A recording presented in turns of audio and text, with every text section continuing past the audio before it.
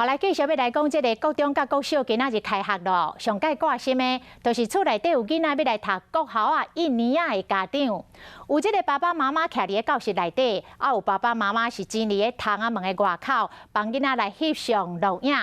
啊，政府要来开放着含3肉精的美国猪甲牛进口台湾，这是毋是摕来煮互囡仔食营养午餐呢？台北市教育局来挂保证，讲营养午餐的业者一定都要遵守规定，袂当来使用着美国猪甲美国牛，啊若违规者，就继续往来。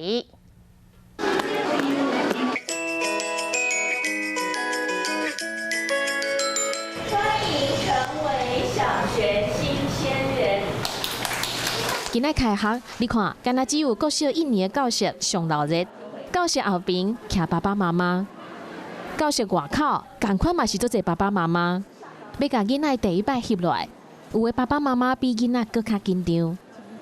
你看，还有妈妈秘伫校门的边仔，偷偷咧看一下。开学第一天上辛苦，就是要互囡仔离开家己的身躯边。像这2岁囡仔行路还阁袂稳咧，就要开始幼幼班的第一天啊。好挖起来吗？就有点辛苦了。你几点就开始挖航起床？大概5点半。爸爸妈妈愿意早起，但是敢有愿意营养午餐内底有美国猪肉呢？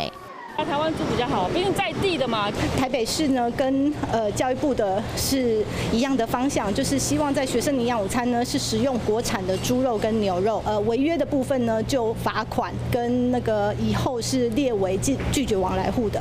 那他们只要食用3张 1Q 的肉品，我们就是会补助每人每餐是3.5元的费用。不管是美国猪也是美国牛，即马拢是唔爱管啦，因为规个休热拢咧带囡仔，即马开始换妈妈放假。所以昨天晚上yes， 有一点点开心，很开心，睡得很香啊。最想做什么事？